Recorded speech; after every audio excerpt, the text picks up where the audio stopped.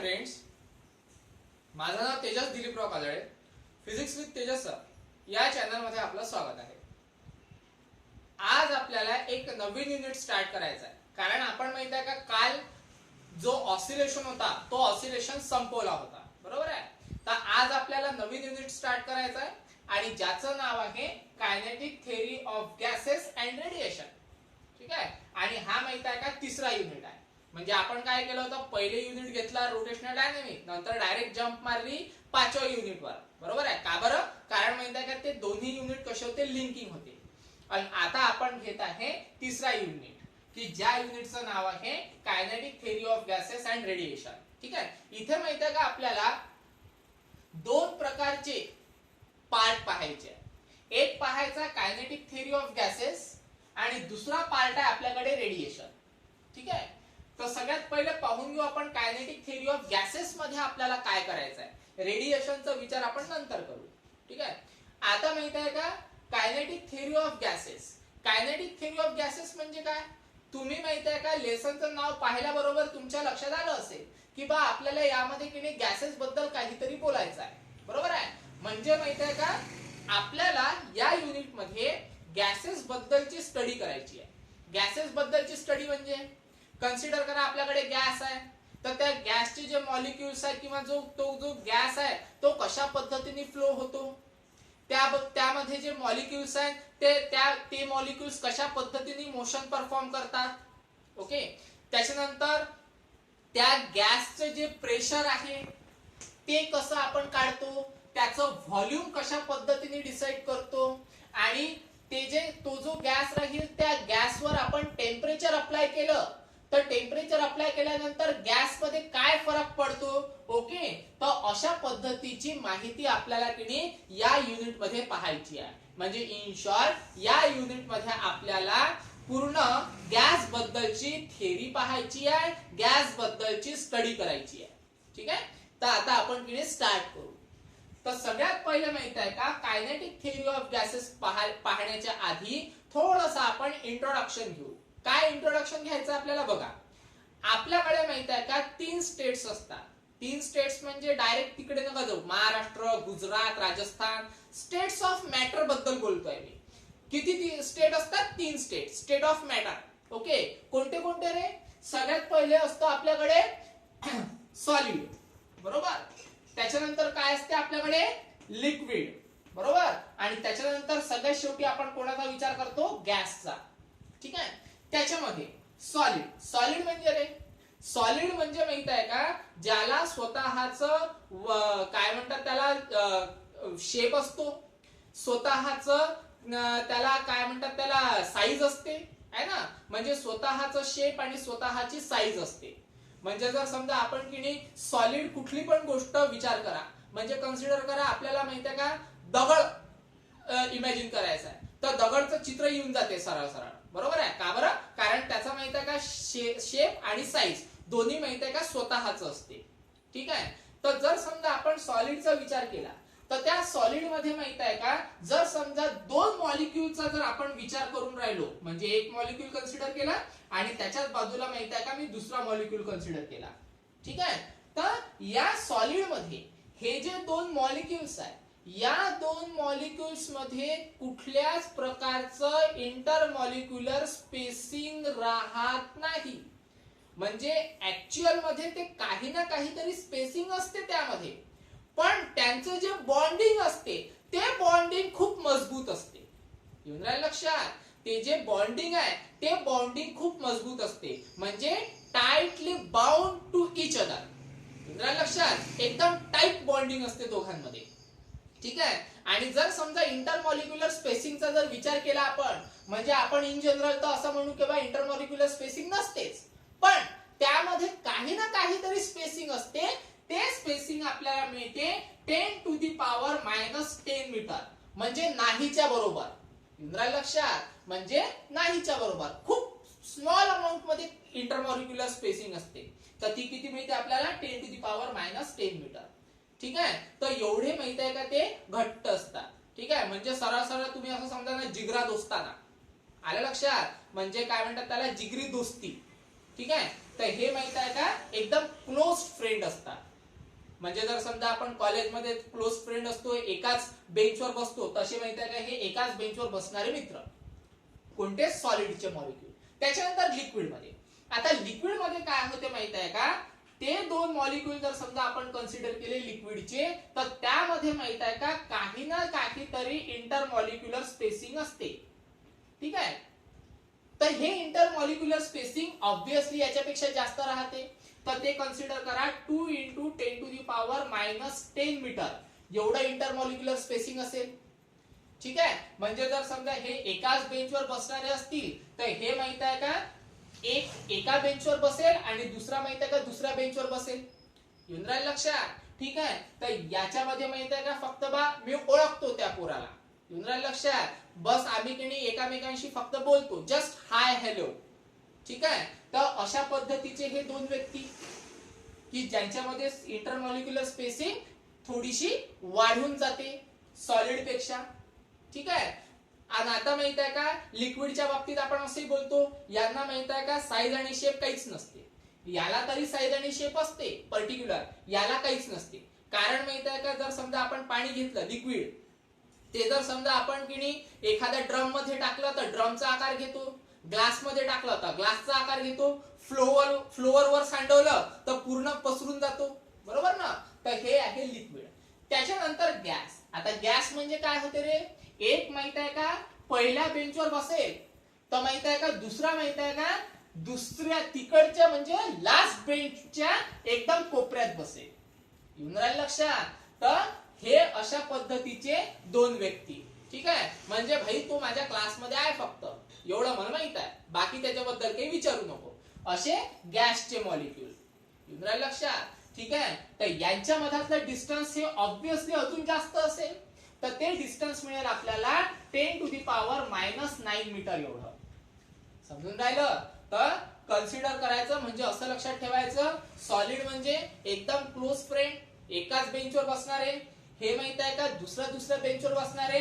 आणि हे माहित आहे का एका कोपऱ्यात बसलाय तर दुसरा माहित आहे का क्लासच्या दुसऱ्या कोपऱ्यात बसलाय. ठीक आहे. तर अशा पद्धतीचे आपल्याकडे माहित आहे का 3 स्टेट असतात, सॉलिड, लिक्विड आणि गॅसेस. त्याच्यानंतर आता होते काय पहा, हा जो गॅस आहे याच्याबद्दल आपल्याला बोलायचं आहे या युनिट मध्ये, आणि सॉलिड आणि लिक्विड बद्दल आपल्याला इथे काही घेणं देणं नाहीये. पण गॅसेस पाहण्यासाठी याच्याबद्दलची थोडीफार माहिती पाहिजे म्हणून मी तुम्हाला ती सांगितलेली आहे. तर आता खऱ्या अर्थाने आपण कायनेटिक थेअरी ऑफ गॅसेस मध्ये हात टाकू. तर सगळ्यात पहिले माहित आहे का गॅसेसचे लॉज पाहून घेऊ आपण काय आहेत. ठीक आहे. तर सगळ्यात पहिले घेऊ आपण लॉज ऑफ गॅसेस, म्हणजे कन्सिडर करा गॅस लॉ. आता 3 प्रकारचे गॅस लॉ आपल्याकडे. सगळ्यात पहिला गॅस लॉ घेऊ आपण ज्याला म्हणतो आपण बॉयल्स लॉ. ठीक आहे. तर बॉयल्स लॉ पाहू आपण. Boyle's law. आता बॉयल्स लॉ मध्ये काय येते ते पाहून घेऊ सगळ्यात पहिले. ठीक आहे. आता बॉयल्स लॉ म्हणजे काय, बॉयल्स लॉ म्हणजे आपल्याला जे 3 लॉ पाहायचे आहेत, म्हणजे एकूण 3 लॉ पाहायचे आहे, ए त्याच्यानंतर बी आणि सी. ओके. आता हे तिन्ही लॉ माहित आहे का या 3 कॅरेक्टरवर आधारित आहे, प्रेशर, व्हॉल्यूम आणि टेम्परेचर. ठीक आहे. तर याच्यात माहित आहे का बॉयल्स लॉ कसा आहे पहा, याला पकडतो मी व्हॉल्यूमला. ठीक आहे. हा व्हॉल्यूम घेतला आणि हा माहित आहे का इन्व्हर्सली प्रपोर्शनल राहतो प्रेशरला. कोणाला इन्व्हर्सली प्रपोर्शनल राहतो? प्रेशरला. ठीक आहे. इन्व्हर्सली प्रपोर्शनल कसं एक्सप्लेन करायचं रे, म्हणजे माहित आहे का कन्सिडर करा तुमच्या जवळ एक बॉल आहे, फुटबॉल. याचं व्हॉल्यूम माहित आहे का जवळपास आता किती आहे एवढं आहे ना. ठीक आहे. आता याला काय करतो मी पहा, याच्यावर मी प्रेशर अप्लाय करतो चारी साईडनी. ठीक आहे. चारी साईडनी प्रेशर अप्लाय केलं आणि त्याचं व्हॉल्यूम काय केलं मी कमी केलं. येऊन राहिलं लक्षात. याला म्हटलं जाते की volume is inversely proportional to the pressure. म्हणजे प्रेशर जेवढं जास्त अप्लाय कराल तेवढं व्हॉल्यूम कमी. येऊन राहिलं लक्षात. तर हा पहिला लॉ ज्याला आपण काय म्हणतो बॉयल्स लॉ. पण हा माहित आहे का ऍट अ कॉन्स्टंट टेम्परेचर, म्हणजे कशावर अप्लाय होत असेल तो कॉन्स्टंट टेम्परेचरवर. म्हणजे बॉयल्स लॉ कसा राहतो पहा, at a constant temperature volume is inversely proportional to the काय inversely proportional to the pressure. ठीक आहे. त्याच्यानंतर दुसरा आहे आपला चार्ल्स लॉ. ठीक आहे. Charles law. आता चार्ल्स लॉ मध्ये काय असते रे? चार्ल्स लॉ मध्ये काही नाही, हा व्हॉल्यूम पकडायचा. Okay, volume. आणि हा माहित आहे का डायरेक्टली प्रपोर्शनल असतो टेम्परेचर. ठीक आहे. Volume is directly proportional to the temperature. म्हणजे जेवढा जास्त तुम्ही टेम्परेचर अप्लाय कराल तेवढा जास्त तो व्हॉल्यूम वाढवेल. आलं लक्षात? जेवढा जास्त टेम्परेचर अप्लाय कराल तेवढा जास्त व्हॉल्यूम वाढवेल तो. ओके. पण ऑब्विसली इथे माहित आहे का प्रेशर हे काय राहील? कॉन्स्टंट राहील. आलं लक्षात? म्हणजे स्टेटमेंट कसं मिळेल आपल्याला की बा volume is directly proportional to the temperature at a constant pressure. ठीक आहे. त्याच्यानंतर आता चार्ल्स लॉ नंतर आहे तिसरा लॉ की जो आहे Gay Lussac. Okay, Gay Lussac law. Gay Lussac law काय सांगतो आपल्याला? गे-ल्युझॅक लॉ सांगतो सरळ सरळ आता की व्हॉल्यूमचे दोन पाहिले, एक इनव्हर्सली पाहिला, एक डायरेक्टली पाहिला. आता प्रेशरला पकडायचं. ठीक आहे. आणि हा प्रेशर माहित आहे का डायरेक्टली प्रपोर्शनल असतो टेम्परेचरला. ठीक आहे. Pressure is directly proportional to the temperature. Obviously इथे माहित आहे का आपल्याला व्हॉल्यूम काय मिळणार? कॉन्स्टंट मिळणार. ठीक आहे. मग याचं एक्सप्लेनेशन कसं द्याल की बा जेवढा जास्त टेम्परेचर तेवढा जास्त प्रेशर क्रिएट करेल तो. ठीक आहे. जेवढा जास्त टेम्परेचर तुम्ही द्याल तेवढा जास्त तो प्रेशर काय करणार? क्रिएट करणार. ठीक आहे. तर याला म्हटलं जाते गे-ल्युझॅक लॉ. तर अशा पद्धतीचे 3 लॉ पाहिले आपण. आणि त्यामध्ये की तिन्ही लॉ जर समजा नोटीस कराल त्यामध्ये माहित आहे का आपण या तिघांचा पण वापर केलेला आहे. ठीक आहे. या तिन्ही कॅरेक्टरच्या आधारावर आपण 3 लॉज पाहिलेले आहेत. ठीक आहे. ओके. चला आता या 3 लॉच्या आधारावर आपल्याला माहित आहे का काही इक्वेशन्स मिळतात. ते इक्वेशन्स पाहून घेऊ. पहा कशा आहेत ते इक्वेशन्स. एकदम इझी आहे. आता हे माहित आहे का एका खाली एक लिहितो मी. पहिला आहे रे आपल्याकडे V is inversely proportional to the temperature. ठीक आहे. त्याच्यानंतर सेकंड आहे V is directly proportional to the temperature. आणि तिसरा आहे आपल्याकडे P is directly proportional to the temperature. ठीक आहे. तर आता माहित आहे का सगळ्यात पहिले या दोघांचा विचार करा. पहा आता इथे पण V आहे, इथे पण V आहे.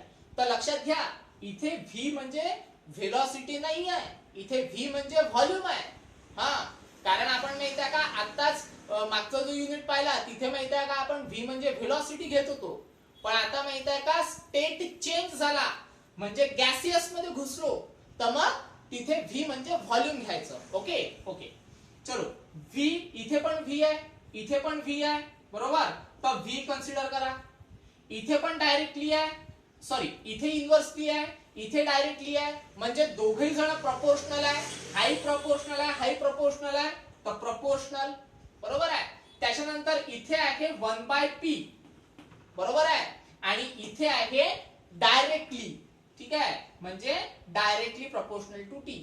येऊन राहिलं लक्षात? म्हणजे इथे inversely proportional to the pressure आणि खाली आहे directly proportional to the temperature. म्हणजे पहिली कंडिशन अशी आहे V is inversely proportional to pressure. Okay. आणि दुसरी कंडिशन अशी आहे V is directly proportional to the temperature. येऊन राहिलं लक्षात? तर यांना मी माहित आहे का काय केलेलं आहे? कंपोजिट केलं. म्हणजे कंपोजिशन घेतलं दोघांचं. म्हणजे V is proportional to the temperature upon pressure. येऊन राहिलं लक्षात? आता इथे पहा, इथे ना मी V is directly proportional to T म्हणणार आणि ना मी V is inversely proportional to P म्हणणार. नाही तर मग मी असंही नाही म्हणणार की बा volume is directly proportional to temperature upon pressure. म्हणजे ना मी डायरेक्टली प्रपोर्शनलचा उच्चार करणार ना मी इनव्हर्सली प्रपोर्शनलचा उच्चार करणार. ठीक आहे. इथे मी काय म्हणणार आहे फक्त प्रपोर्शनल टू. येऊन राहिलं लक्षात? म्हणजे V is proportional to temperature upon pressure. कारण दोघांचं कंपोजिशन आहे ना, डायरेक्टली प्रपोर्शनलचं पण आहे आणि इनव्हर्सली प्रपोर्शनलचं आहे. ठीक आहे. म्हणून मग मी इनव्हर्सली नाही म्हणत आणि डायरेक्टली नाही म्हणत. मी काय म्हणेल फक्त volume is proportional to temperature upon pressure. ठीक आहे. त्याच्यानंतर आता तिसरा पहा. आता तिसरा काय आहे? P is directly proportional to temperature. तर सरळ सरळ मग आपल्याला काय करावं लागते? इथे हा जो P आहे हा इकडे डिवायडेडला आहे, याचा तंगड ओढा ओके, म्हणजे काय मिळेल आपल्याला, PV is proportional to the temperature. येऊन राहिलं लक्षात, म्हणजेच P is directly proportional to temperature. P is directly proportional to temperature. आले लक्षात, म्हणजे या तिघांचं कंपोजिशन आपल्याला हे इक्वेशन पाहायला मिळते. झालं. मग आता बाकीचं तर तुम्हाला सगळं माहितच आहे का बा, PV as it is directly proportional equal to च्या साइननी रिप्लेस केलं तर तिथे एक भाऊ कॉन्स्टंट येतो. ओके, आणि हा जो टेम्परेचर आहे हा टेम्परेचर ऍज इट इज.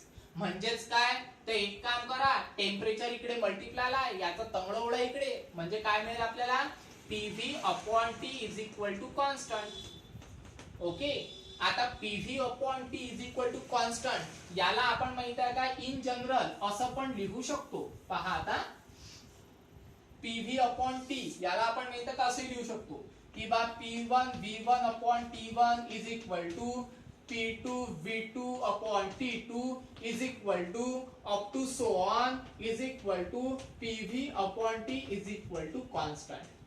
येऊन राहिलं लक्षात, म्हणजे जर समजा आपल्याकडे नंबर ऑफ प्रेशर असतील, नंबर ऑफ व्हॉल्यूम असतील, नंबर ऑफ टेम्परेचर असतील, तर आपण माहित आहे का असं इक्वल टू मध्ये लिहू शकतो. येऊन राहिलं लक्षात, तर हे एक इक्वेशन मिळते. आणि दुसरं इक्वेशन पहा, याच इक्वेशनला पकडा, काय आहे तो, PV is directly proportional to temperature. आता पुन्हा तेच की जर समजा आपण PV directly proportional equal to च्या साइनने रिप्लेस केलं तर ऑब्विसली कॉन्स्टंट येणार आहे, पण इथे कॉन्स्टंट मी घेणार आहे R. येऊन राहिलं लक्षात, आणि हा जो T आहे हा T ऍज इट इज. मग तुम्ही म्हणाल सर R काय आहे, तर R म्हणजे गॅस कॉन्स्टंट. R म्हणजे काय आहे, गॅस कॉन्स्टंट. त्याला आपण युनिव्हर्सल गॅस कॉन्स्टंट असं सुद्धा म्हणतो. ठीक आहे, पण नुसतं माहित आहे का PV is equal to RT मिळणार नाही. PV इज इक्वल टू मिळेल आपल्याला nRT. मग तुम्ही म्हणाल सर N काय आहे, तर N म्हणजे नंबर ऑफ मोल. N म्हणजे काय होते, नंबर ऑफ मोल. तुम्ही केमिस्ट्री मध्ये वगैरे शिकले असाल. ठीक आहे, तर N म्हणजे काय मिळते आपल्याला, नंबर ऑफ मोल. लक्षात, आता नंबर ऑफ मोलचा तुम्हाला फॉर्म्युला पण माहित असेल, केमिस्ट्री मध्ये घेतला असेल, शिकले असाल तुम्ही. ठीक आहे, तर त्यामध्ये किती नंबर ऑफ मोलचा फॉर्म्युला काय असतो रे, मास. ठीक आहे, म्हणजे मास ऑफ मॉलिक्यूल. ओके, आणि अपॉन मध्ये मोलर मास. अपॉन मध्ये काय असते, मोलर मास. ठीक आहे, तर मग आता की नाही मास ऑफ मॉलिक्यूल मध्ये, किंवा सॉरी मास ऑफ मॉलिक्यूल नाही, नंबर ऑफ मास आहे. सॉरी हा चुकलं थोडस, नंबर ऑफ मॉलिक्यूल. ठीक आहे, चुकलं थोडस, नंबर ऑफ मॉलिक्यूल आणि अपॉन मध्ये मोलर मास. ठीक आहे, मग नंबर ऑफ मॉलिक्यूल किती रे, नंबर ऑफ मॉलिक्यूल राहते n. ठीक आहे, आणि मोलर मास किती रे, मोलर मास राहते Na. ठीक आहे, Na म्हणजे अवोगॅड्रोस नंबर. Na म्हणजे काय होते, अवोगॅड्रोस नंबर. अवोगॅड्रोस नंबर म्हणजे रे, कन्सिडर करा आपल्याकडे एक मोल आहे. ठीक आहे, आणि त्या एका मोल मध्ये किती नंबर ऑफ गॅस मॉलिक्यूल आहे, तर त्याला म्हणत असतो आपण अवोगॅड्रोस नंबर. ठीक आहे, कारण हा जो गॅस आहे, कुठला पण गॅस, तो गॅस आपण ना किलो मध्ये मोजत ना ग्रॅम मध्ये मोजत, आपण तो कशात मोजतो, मोल मध्ये. म्हणजे 1 mole of gas, 2 mole of gas. बरोबर आहे. मग जर समजा मी एका मोलचा विचार केला, तर एका मोलच्या गॅस मॉलिक्यूल मध्ये किंवा एका मोलच्या गॅस मध्ये किती मॉलिक्यूल्स असतात असा क्वेश्चन जर विचारला तर आपण काय म्हणू, अवोगॅड्रोस नंबर ऑफ मॉलिक्यूल्स असतात असं म्हणू. ठीक आहे, म्हणजे कन्सिडर करा आपल्याकडे माहित आहे का एक मोल गॅस आहे आणि त्या एका मोल गॅस मध्ये 100 पार्टिकल्स असतील, तर जो 100 आहे ना तो 100 म्हणजे अवोगॅड्रोस नंबर. येऊन राहिलं लक्षात. मग आता माहित आहे का इथे Na ची व्हॅल्यू म्हणजे अवोगॅड्रोस नंबर किती असते रे, तर ते असते 6.022 into 10 to the power 23 molecules. म्हणजे एका मोल मध्ये किती नंबर ऑफ गॅस मॉलिक्यूल असतील, तर 6.022 into 10 to the power 23 gas molecules असतील. येऊन राहिलं लक्षात. तर हे आहे अवोगॅड्रोस नंबर, आणि हे खूप इम्पॉर्टंट आहे, हे लक्षात ठेवायचं. एका मोलच्या गॅसमध्ये किती नंबर ऑफ मॉलिक्युल्स असतील, तर एवढे नंबर्स ऑफ मॉलिक्युल्स असतील. ठीक आहे, ओके. तर हे मिळालं आपल्याला Na/n. तर हे मिळालं आपल्याला n ची व्हॅल्यू.